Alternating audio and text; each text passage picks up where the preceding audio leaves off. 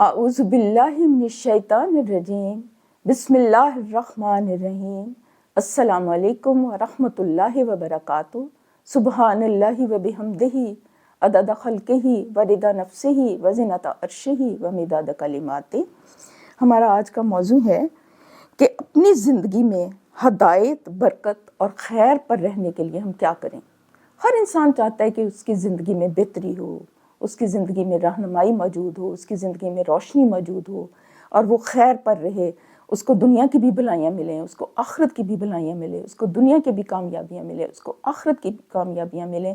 تو اس کے لیے سب سے بہترین طریقہ کیا ہے، ہم کیا طرز عمل اختیار کریں، وہ آپ صلی اللہ علیہ وسلم کے فرامین کی روشنی میں ہم دیکھتے ہیں انشاءاللہ تعالی۔ تو آپ صلی اللہ علیہ وسلم کا فرمان عالی شان ہے کہ مسلمانوں اپنے بڑوں کے پاس بیٹھا کرو۔ ایک تو یہ نقطہ ہے، کیا کرو کہ اپنے بڑوں کے پاس بیٹھا کرو، عالموں سے سوال کرو اور دانش مندوں سے ملا کرو۔ طبرانی، یہ 3 نکات ہیں جو کہ انتہائی امپورٹنٹ ہیں۔ کون سے ہیں؟ سب سے پہلے کیا ہے؟ عالموں کے پاس بیٹھو۔ دوسرا کیا ہے؟ دانشوروں سے ملا کرو۔ اور کیا کرو؟ اس کے ساتھ ساتھ سب سے پہلے کیا ہے کہ مسلمانوں اپنے بڑوں کے پاس بیٹھا کرو۔ پہلا نقطہ یہ ہے کہ بڑوں کے پاس بیٹھو۔ دوسرا ہے عالموں سے سوال کرو، کہ ان سے کویسچن کرو۔ تیسرا ہے دانشوروں سے ملا کرو۔ یہ طبرانی سے ہے۔ اچھا، اب یہ ہے کہ ان تینوں نکات کو ہم دیکھتے ہیں کہ کیا کرو، بڑوں کے پاس بیٹھو۔ تو بڑوں کے پاس بیٹھنے سے کیا ہوتا ہے؟ عموماً آج کل تو یہ دور ہے نا کہ انسان جو بچے ہیں یا جس طرح سے ینگسٹرز ہیں وہ بڑوں کے پاس بیٹھنے سے ذرا اجتناب کرتے ہیں کہ یہ ہمیں واعظ و نصیحت کریں گے، یا ہمیں اس طرح سے گھبراتے ہیں۔ تو بڑوں کے ساتھ بیٹھنے کا بڑا فائدہ ہوتا ہے، لیکن ہم نہیں جان رہے ہوتے۔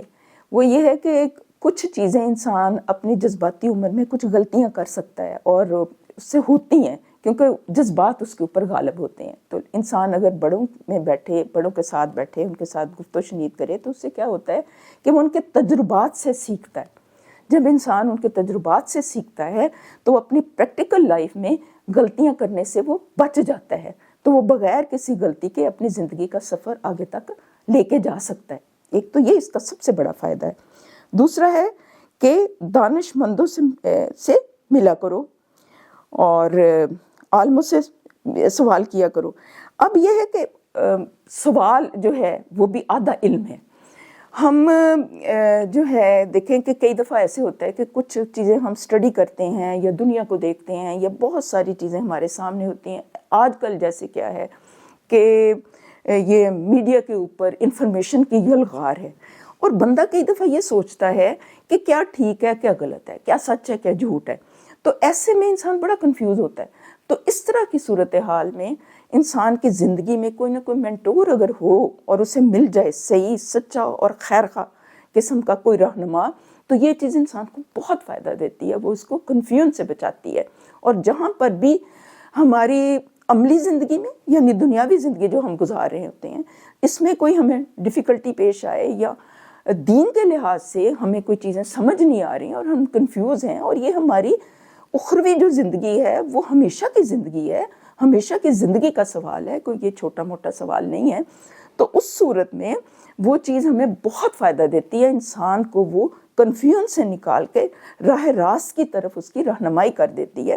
تو اگر وہ انسان کے اپنے گھر میں اپنے والدین کی صورت میں اسے یہ یہ نعمت مل جائے تو اس سے بڑی تو کوئی بات ہو ہی نہیں سکتی کہ آپ کے والدین جو آپ کا آئیڈیل ہوں اور وہ آپ کی اس طرح سے رہنمائی کریں اور ان کے اندر اتنی دانش ہو، بصیرت ہو۔ لیکن کئی دفعہ والدین اتنے پڑھے لکھے نہیں ہوتے یا ان کے اندر یہ حکمت نہیں ہوتی، تو وہ یہ انسان یہ نہ کہے کہ بھی جو میرے والدین کرتے ہیں میں تو وہی کروں گا۔ اب یہ ہے کہ جب ہم قرآن پاک کا مطالعہ کرتے ہیں نا، تو وہ جب حضور پاک صلی اللہ علیہ وسلم انہیں دعوت حق دیتے تھے نا، تو وہ یہی کہتے تھے، ان کا یہی جواب ہوتا تھا کہ ہم نے اپنے باپ دادا کو اسی طرح سے پایا ہے، کرتے ہوئے دیکھا ہے۔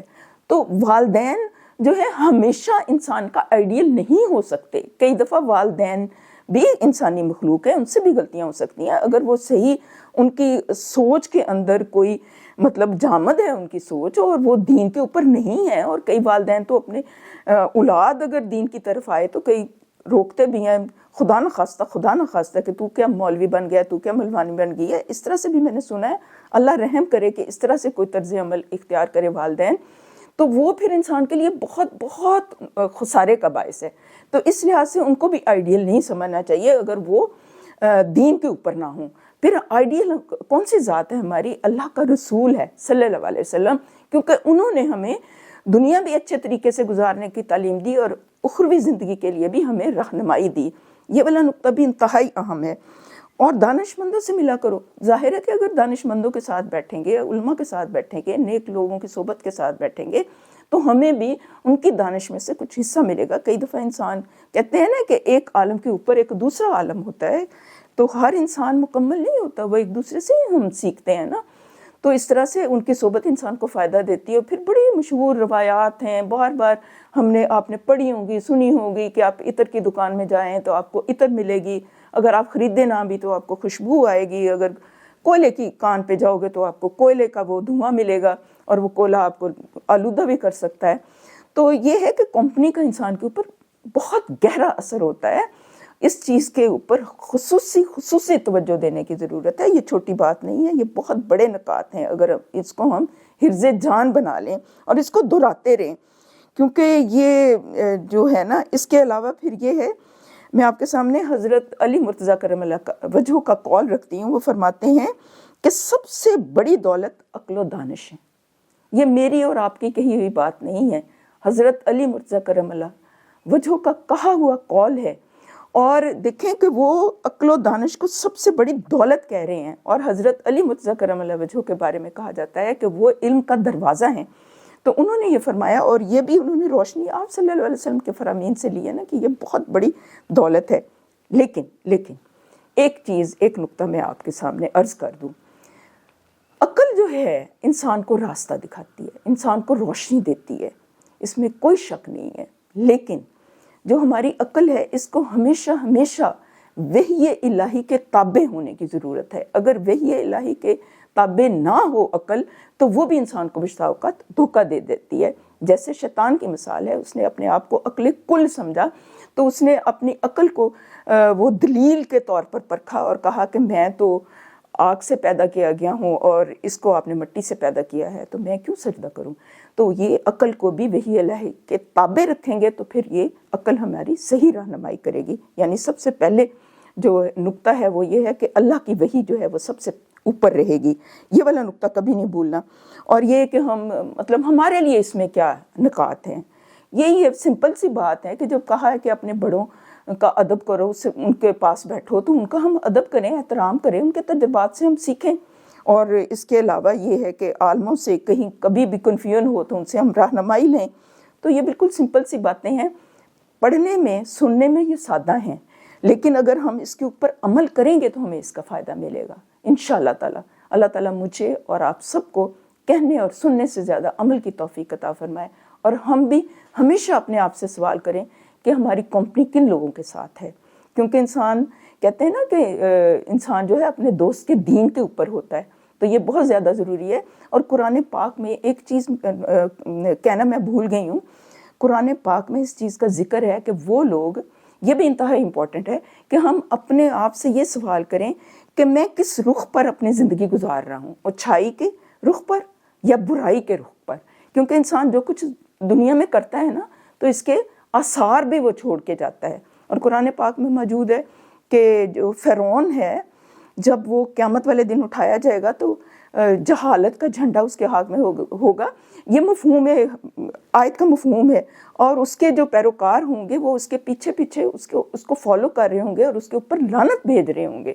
تو ہم نے یہ دیکھنا ہے کہ ہمارے ہاتھ میں کس چیز کا جھنڈا ہے، اور ہم کیا اس اپنی انفرادی زندگی میں اور اپنی اجتماعی زندگیوں میں ہم کیا اثرات چھوڑ کے جا رہے ہیں۔ اللہ تعالیٰ ہمیں اس نقطے کو سمجھنے کی توفیق عطا فرمائے۔ اللہ تعالیٰ آپ سب کا حامی و ناصر ہو، خیریت سے رہیں، عافیت سے رہیں، اور اللہ تعالیٰ ہمیں آپ صلی اللہ علیہ وسلم کے فرامین کے مطابق عمل کرنے کی بھی توفیق عطا فرمائے۔ سلام ہو آپ صلی اللہ علیہ وسلم پر، لاکھوں کروڑوں درود و سلام، بے حد و بے حساب، ان گنت لا تعداد، والسلام۔